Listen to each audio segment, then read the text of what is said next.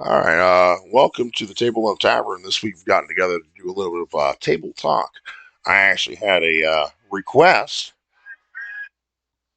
from one of my fans. Sorry, I didn't turn my phone off there. My phone. Anyway, he had asked.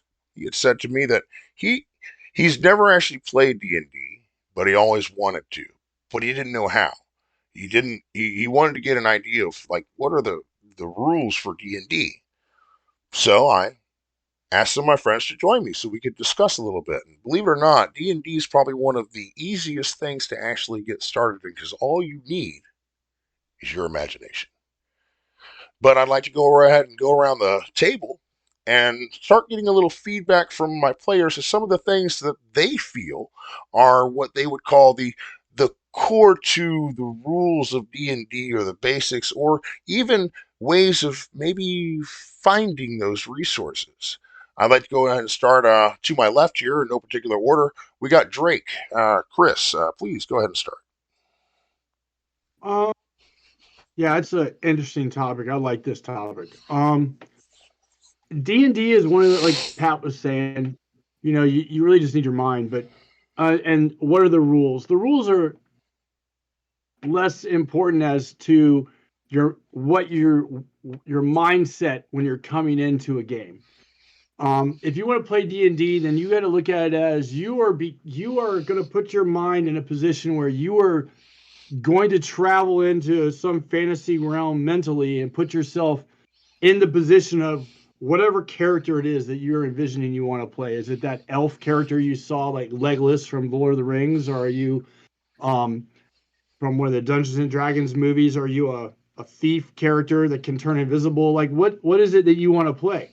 Because really D&D is about role playing this fantasy character that you are going to take possession of and navigate whatever the dungeon master or the game master puts before you, whether it's a tavern with a bar fight that breaks out, or if it's a dungeon where you're crawling through trying to be quiet and sneak up on monsters and find treasure, or maybe you're trying to save the princess from brigands or like a monster or a dragon or something. And the rules come in play when you're making your decision on what you're going to do with your character, and the DM's like, you need to make a check based on your skills or your stats that are in there for your character. But the base idea of Dungeons and Dragons and most all role-playing games is it's drama. You are taking on and you're playing the part of somebody in a role.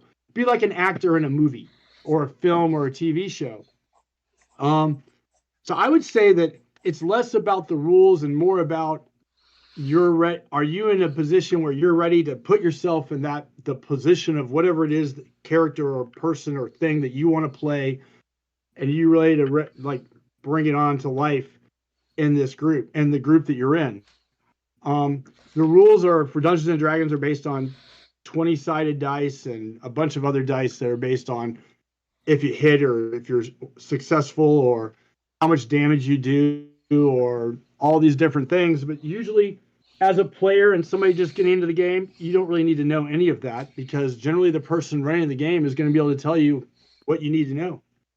And there's many tools out there to make all of that super simple for you now. And just for like the opening, that's my quick and dirty little intro for what I have in first thought. Thank you, Chris. That is very good points you made there. Continuing on, Robert, what would you say would be like the core things that you think you need before you start playing D&D? Okay. Well, obviously, as Chris had just mentioned, a basic understanding of what D&D is probably the most important thing to start with. There are three major elements to most games, and that is exploration, that is combat, and that is social interaction. If you're not good in one particular area or another, someone else in the party probably is. If you're wanting to play somebody that has a lot of line time and are talking a lot, then you probably want to go with someone that has charisma. If you're wanting somebody that just gets to get in there and do a lot of combat, play a murder hobo or whatever. So having a basic concept of what D&D is fine. There are free PDFs that you can get um, from Wizards of the Coast that give you the rules in a very short, what is it, like 20-page summary or whatever. Obviously, aside from that, having a set of dice would really help, but there are a lot of dice simulators that you can get. And then, of course, looking through the player handbook, which you can do, online, or if you actually have one. This thing is amazing. It literally has everything that you need to run a game. And if you're wanting to run a game, and even as a DM and don't really know everything, this is all else that you need then, and that's the Dungeon Master's Guide. And between those books and a set of the 7 dice, you've got everything you could possibly need to start, and it really doesn't take a long time to figure out. I slightly disagree. Let's Um, hold on now. Hold on now. There is a structure to these things. I know you're not very familiar, Matt. I'm going to give you the opportunity to have the floor, but right now is Robert's moment. Okay. No, he's all right. I was just saying that if we're discussing what are the things that we need to get started, just a basic understanding of the rules. Like I said, you can find them for free. The dice are really cheap to get in mass quantities, or you can go to any kind of game supply store, and you can usually get them for as little as what, $7 maybe to get all 7 dice if you're going to buy them randomly. So it doesn't take a lot to get started. I've been trying to get Matt on here for the longest time. Matt actually plays with us every week. Matt has been eager to play as well, although you notice in the background he has a very busy household. He is a full-time dad as well as, a full-time employee. We work together as well. So, Matt, I'd like to pass the question on to you. What are some of the things, rules or whatnot, or even things you might think are the most important things to bring to the table when you're first coming around to play D&D? Hello, Amanda. How you back there? How you doing back there? There's the baby. so, um, sorry for interrupting Robert earlier. You're I fine. I feel like, and I touched it on it a little bit with you earlier. Really, the main thing is to have fun. Um,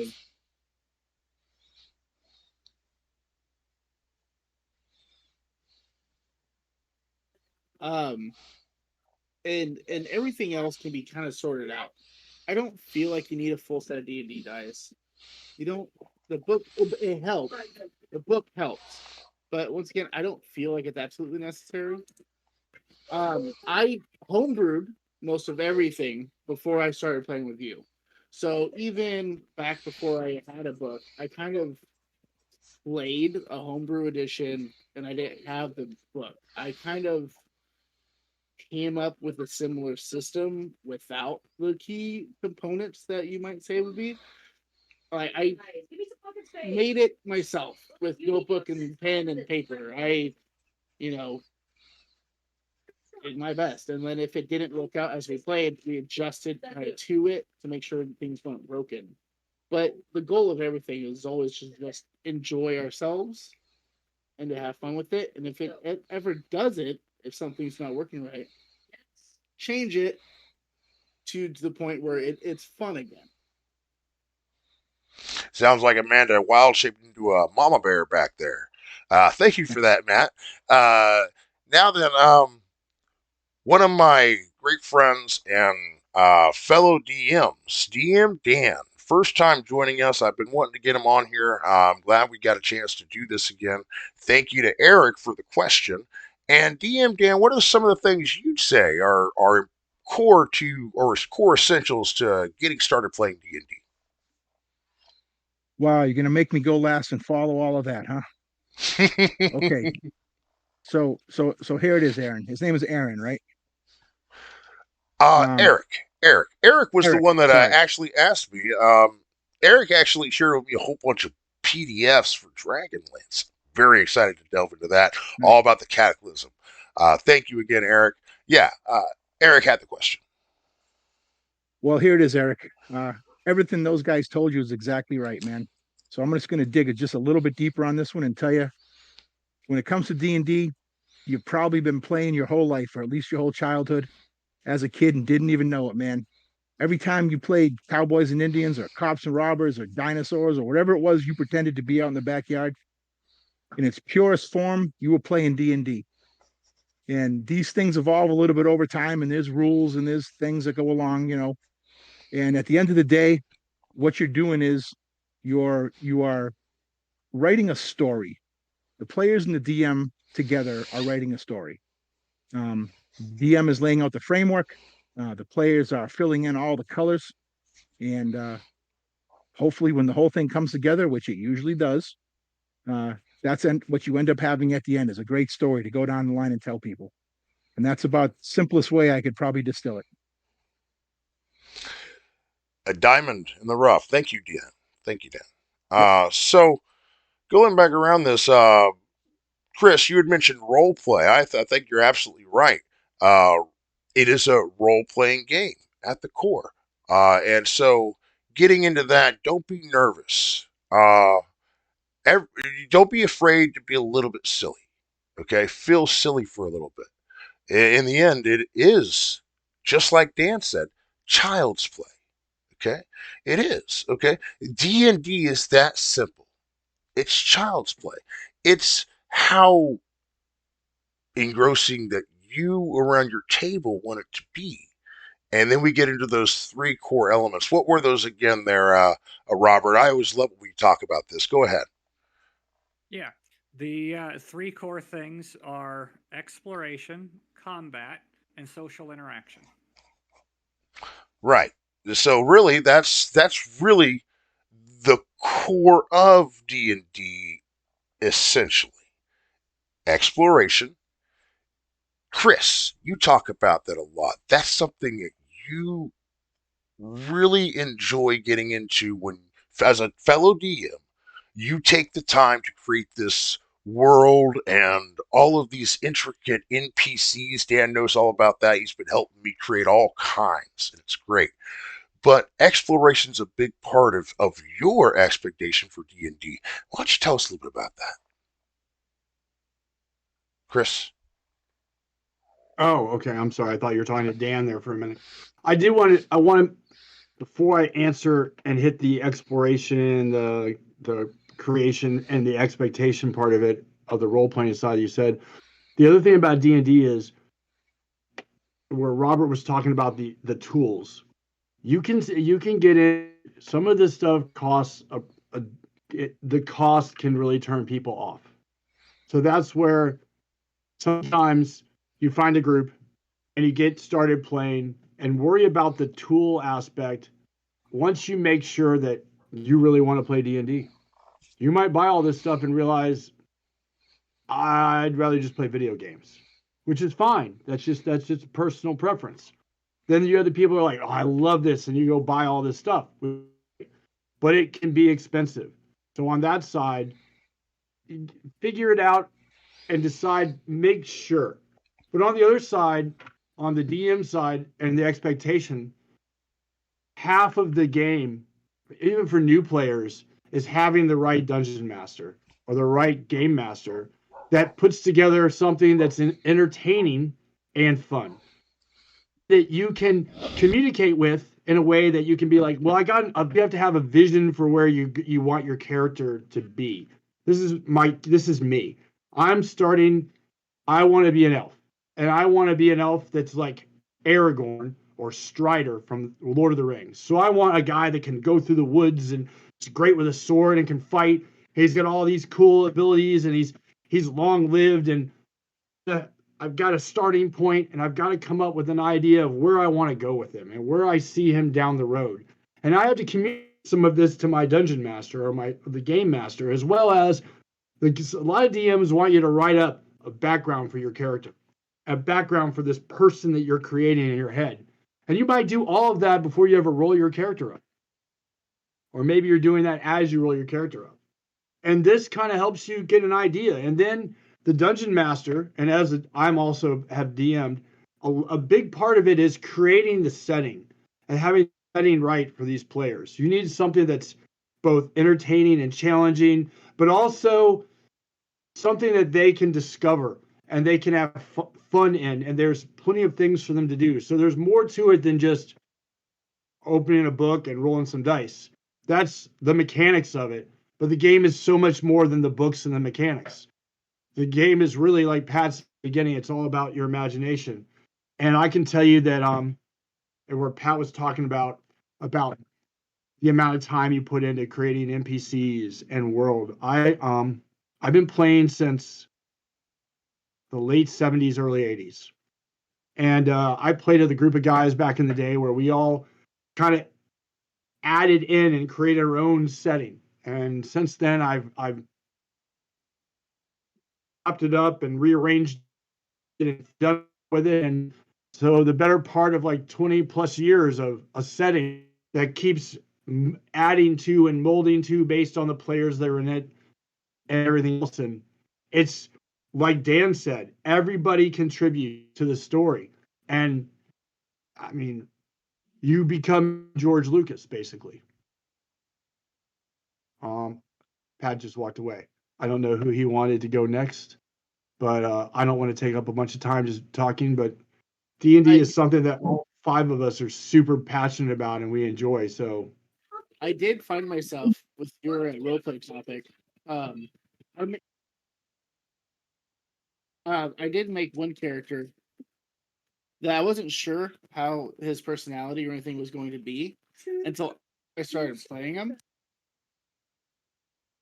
And then, like, as I played him, the more his, like, the role play aspect of it started fleshing itself out. And he turned out to be nothing like what I was originally expecting. that happens a lot, though. You'll have an idea for a character, and once you get into playing the game and the other characters are interacting, you're like, this is going to be better if I do it this way, and I'm more fun with it, and that's okay.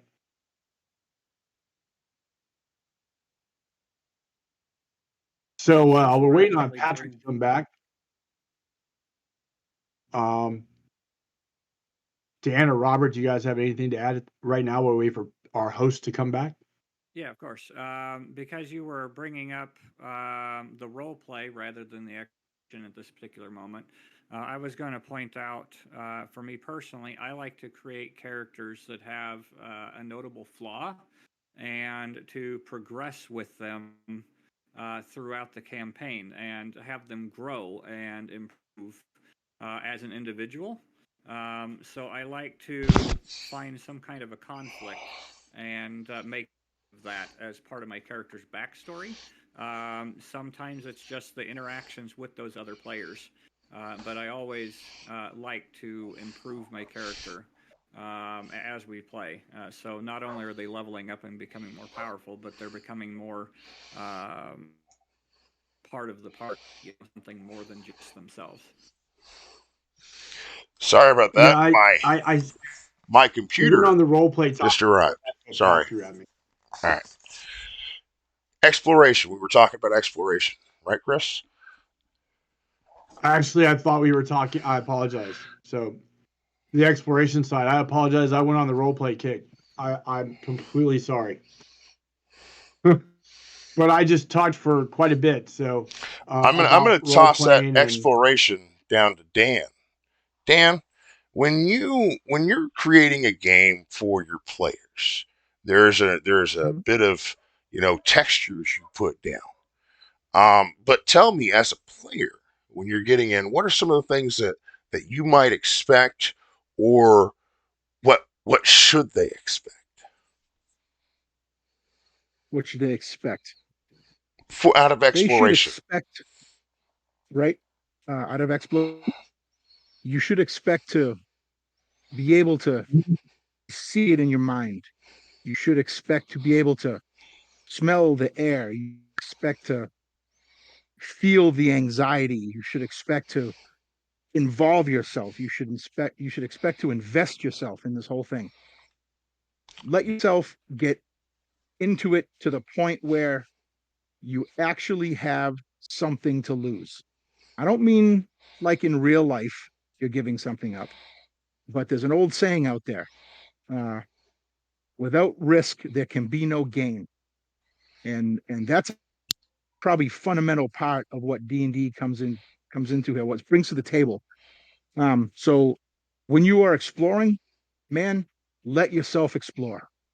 You know, go right down into it. Don't ever be, if you're a player, don't ever be afraid to ask a DM about a detail. If you're a DM, man, don't be afraid to just lay it right out there for your players. Bring it right to them. You know, and the whole thing will just come itself together in a level of immersion that I personally believe that you just can't get from a video game. Not that video games are bad. If you like it, great, but you never ever get that level of immersion from a video game. That's what I think about exploration. Indeed, indeed. Uh, the three basics elements you talked about: exploration, social interaction, and combat.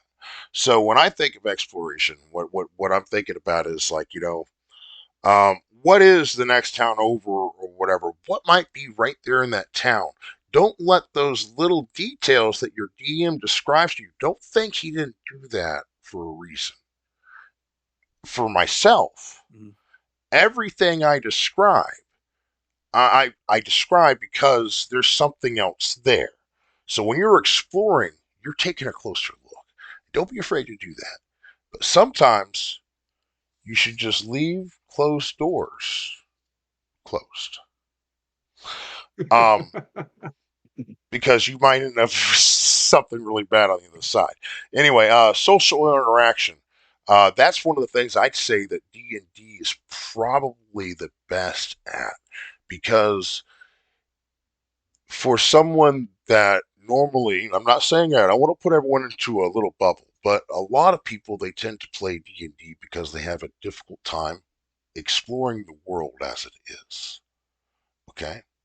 And so they explore an imaginary world for themselves. And sometimes it's because they've sat behind a console playing video games, or maybe reading books for all that time, imagining these grand adventures, hoping maybe to step into those shoes.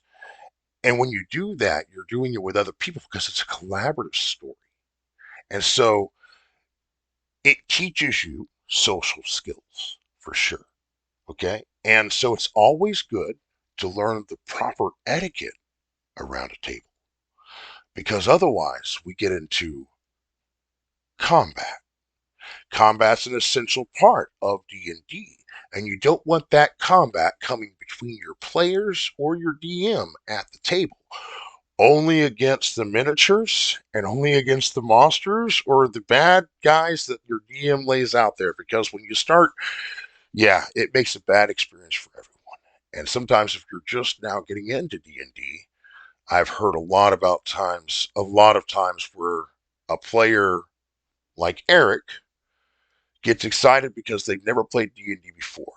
And then they get around a table and they have one of those combats right there at the table because of a poor social interaction.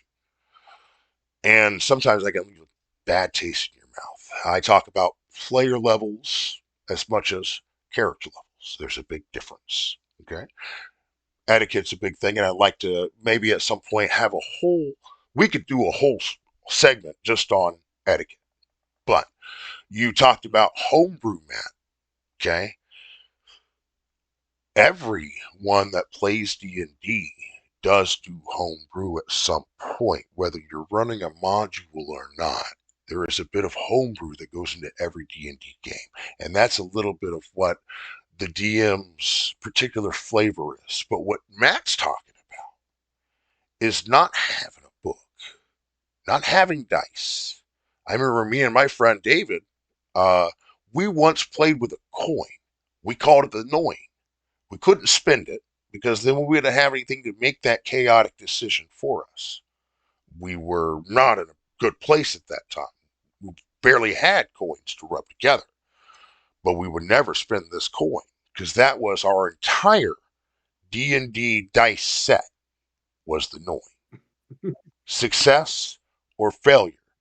That's what it comes down to D&D. D&D is a simulation, the simulation of the life of an adventure. And in order to simulate that, you have to have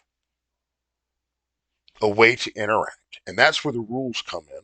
And that's where combat it becomes an essential. So, does anyone want to cover what? Anyone want to help me out with combat a little bit? What are some of the things you think that you need for the first time getting in there as a player? What are the first things you think about with combat? Combat is a big expectation with D&D because everyone wants to fight a dragon, right? So, any takers? Who wants to be the first to talk about combat? Oh, I wouldn't mind going first for once. That way I don't have to follow these guys' insight. All right, I like it. Go ahead, Dan. Combat in terms of D&D. Baby steps, a little bit at a time. The game itself is set up to kind of lead you that way. Keep it simple at first. Kobolds, orcs, whatnot, simple combats. Eventually, their way up to more complicated things, magical items, and things to the mix. And before you know it, right, you will be fighting dragons and things like that. That being said, combat is probably the aspect of this game where real world applications can actually apply. You Now obviously I'm not referring to things like dragons and stuff, but you can well imagine yourself getting into a sword fight with a person. And even though you may never have actually picked up a sword and been in a fight, you've seen movies, you might have even seen live demonstrations of some sort. All of these things end up tying into that. It's like developing a knowledge base type of thing. And once you kind of at that point and you get a little experience, you learn the rules a little bit, the game, um, then you start using your imagination. And that's when things really get fun. So if I sum up combat just quickly like that, I'd say that's probably a pretty good series there to Right. for Eric. Indeed. And for a simulation and simulating combat, Mm-hmm. just like everything in the world, everything has a amount of difficulty. We call that a difficulty check. No matter what edition you're playing, there's some sort of difficulty check. And in combat back in second edition, we called that THACO. We're not even going to get into what THACO is. Luckily, we have something called D&D Beyond. Now, D&D Beyond is a fantastic platform to help any new player wanting to learn D&D because, like you were interested in, Eric, the rules. Well, we could go on and make several hours about all the rules, but D&D Beyond brings all that to you in a very easy, bite-sized box. And it comes in all those little icons that are next to your character, what you can do and what you can't do. But in order to overcome a DC, you have to have your modifiers. So your modifiers are built off of your ability scores plus your level and so forth. That's very intricate, but it makes it very easy because all you have to do on D&D Beyond is just fill in the blanks. And it guides you along that process of making your character and so forth. But don't worry, Eric, because when you finally find a table, and maybe it'll be ours, there's going to be a DM there to help guide you through that process, making a character and getting into the essentials of what really it requires to play D&D. You're going to need your difficulty checks, of course. That's going to be provided all by your dungeon master. You're really not going to know what those are, so you really not important to you as a player. But what is important is what you can do, and those are all done by your modifiers and the way that you build your character with your proficiencies and so on and so forth. It gets very complicated, but it comes down to your AC. How easy is it for you to hit something and how hard is it for them to hit you. Okay. Um, so that it comes down to your attack versus their AC. Okay. So you're going to roll a d20, add your attack modifier and any bonuses you get for your weapon or maybe your proficiency or expertise, whatever it may be. And then essentially, if you roll high enough and add that modifier that you produced, everything you've generated for your simulated combat, if it overcomes that creature or character's AC, you hit. And then you get to do the best thing, which is roll damage. Okay. Now, damage may be all different for depending on what you're doing. If you're running spells, sometimes you don't even have to roll an attack. All you have to do is just roll the damage. And then it comes down to that character rolling a d20 to try to avoid said damage. But it all gets convoluted, very complicated. But wouldn't everyone agree that there are a lot of online resources to help you basically get started without actually having to purchase anything? Because if you've never played D&D before and you're not sure you want to, it's hard to say I want to pay $30 for this book, or I want to get go ahead and get that dice set. Well, and then after that, it's an investment that just sits on a shelf and collects dust because once again, you went to the first table and you had a bad social interaction. You had combat around the table that wasn't a monster and an NPC, and then you left and never wanted to play D&D again. Terrible experience. I've heard about it before. But yeah, I kind of feel like we've covered the basics essentially. Does anyone have anything else they'd like to add? Go ahead, Chris. About Or Matt. specifically. Matt, I'm having a little difficulty understanding what you're saying. Can you go ahead and back up and start that over?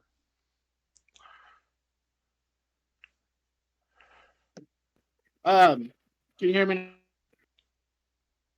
Kind of, sort of. Is it baby? I don't know. You keep cutting out.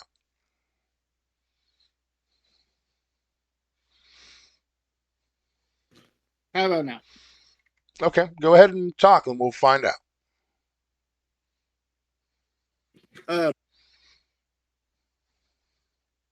About combat specifically before we move on. I want to stress that big damage numbers is not always the important thing. As I had a character not too long ago who his big thing was support, temporary health points, healing, buffs was his big asset, and I feel like he still, although he didn't do a lot of damage to anyone, he was still a big asset to the team. I think because you're not the highest damage dealing person in the party that you're not useful. As someone in like, I'm typically the designated support. Those types of characters are still useful. Indeed. What were you going to add there, Chris? Well, you were explaining the combat aspect, which was really informative. That Pat was talking about it would be your armor class, and armor class is based on what you're wearing, how much or how little, and it gives you a number value. And that number value is when somebody has to, with their bonuses and their rolls, have to roll above that to hit you. And those all come from your stats. So like each of us in real life, we have certain physical characteristics that make us up. We can lift a certain amount, we can run a certain amount of speed, think and process problems. Some of us faster than others, some of us slower. Some of us can speak multiple languages, some of us can't. It goes into your statistics. And so you have like strength, intelligence, wisdom, dexterity, constitution, and charisma. And they all fill in the blanks to help you and give you pluses or minuses or negative positives or negatives, trying to do all these things. And D&D Beyond, as Pat was saying, is a great place to start. Let's say you have a group of friends and you want to start playing D&D. D&D Beyond is great. You need one person that you're going to meet that already has an account and has stuff going on, because the resources there do cost money. The account is free, but it helps to have a friend like Pat or another guy that we play with named David who shares the books with us so we can have the access to the tools. Through Let's content. say if you're a content sharing. So Eric, since you're the one that asked, if you're looking to join a group that's already playing and they play on D&D Beyond, that would give you the best benefit to a situation and a structure where you could start with the least amount of output and be able to get a hold of what you want to do. And then when you figure out what you like and you don't like, you can invest your money and your time in those directions. And but otherwise, if it's a group of people that want to learn for the first time, then maybe you all pull together and buy the DM's guide and a player's handbook. Indeed. Um, does it? So Does there are anyone else? ways to do it without being. I was So going to see if that, anyone else. I just wanted to add that. I apologize. We're stepping all over each other. That was it. Okay. Does anyone else have anything they'd like to add? Very quickly, I just wanted to elaborate just a tiny bit on what Chris was saying. To Eric, this is to Eric directly. Think of the numbers in combat, this hit points, armor class, whatever you're referring to here, right? Think of the numbers in combat as the common language that we all use to determine the results while you're in combat. So you're swinging your sword, you're swinging your hammer, you're shooting your arrows, whatever. All the numbers really mean at the end of the day is just a way of letting us all speak the same language so we all understand what's happening during combat. That's all. That's all. I just wanted to add that little bit. All right.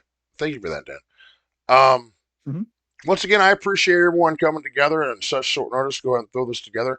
Eric, I hope that helped to answer some of the questions you need to help get started playing D&D. Before we get out here, I have a little announcement to make. Robert, my good friend, or Ebenberg, has just started actually streaming his own channel. Robert, why don't you tell us a little bit about your channel and what to expect if we end up finding you on Twitch? Yeah, thanks for that. So I play video games Monday, Wednesday, and Friday for about 4 hours each time. And they are focused on RPGs or ARPGs, or survival crafting or space. Those are the four categories that I typically play. And quite often they are very similar to D&D. The ARPGs as well as RPGs obviously share the same as tabletop RPG, so TTP RPG. And yeah, so I like to role play my characters just as much on that channel as I do when we're playing D&D. Roleplay is one of my favorite things about D&D because I don't know, it helps you just kind of step into the shoes of someone else and think maybe what would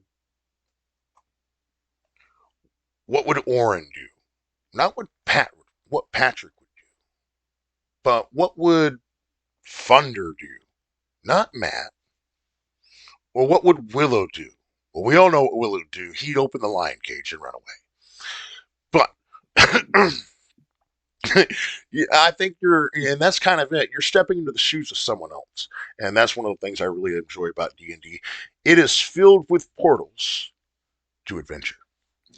Thank you for joining us here at the table in the tavern for this episode of Table Talk. Eric, again, thank you for the good question, and I hope that you've had fun in your adventures in D&D. And with that, One final question. okay. Who has the tab? Correct. And thank you again. Remember, we're all in this together, so we've got to be kind to each other. Thank you, and good night.